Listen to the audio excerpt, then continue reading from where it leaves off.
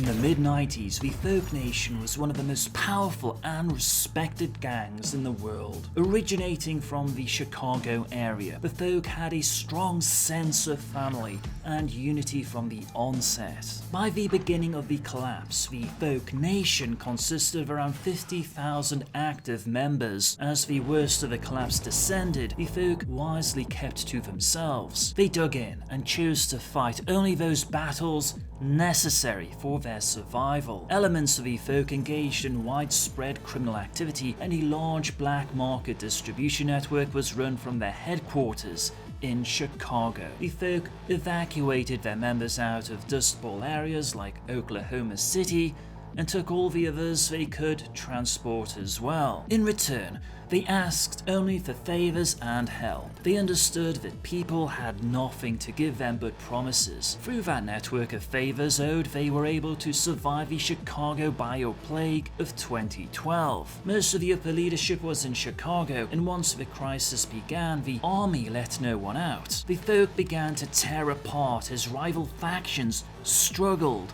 to seize leadership, and so the Nomads moved into the area to construct the new city of Chicago port.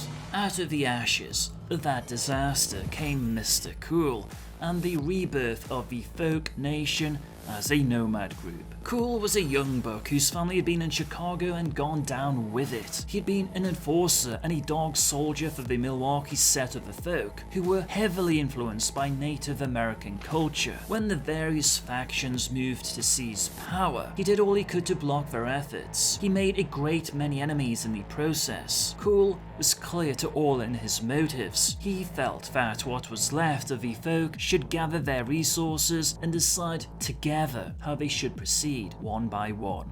He solidified agreements with all the power structures within the Folk, primarily by playing enemies off against each other and thereby convincing each one individually to secretly back his hand. One by one, he killed or coerced the less cooperative elements. Mr. Cool had previously done large-scale transportation and smuggling operations, and saw in transport the ability to survive. In his opinion, remaining in one place was tempting fate to strike again with a different cataclysm. Urging other surviving leaders to get on the move, he sent emissaries to the other nomad groups to look for work, finding it in places like California. Cool was almost assassinated at the Harvest Festival by a rival Folk leader, shot 8 times at close range by a small caliber pistol. In the ensuing struggle, the assassin was killed by dog soldiers. Because he was so adamant about leading his people, Cool chose cyberware replacements for most of his wounds. He used the assassination as a soapbox for his plea for unity, and branded his enemies as traitors for what they had done to try and usurp the Folk to fuel their greed. The reconstruction of Chicago has vindicated many of his beliefs, and he hopes to see his brothers and sisters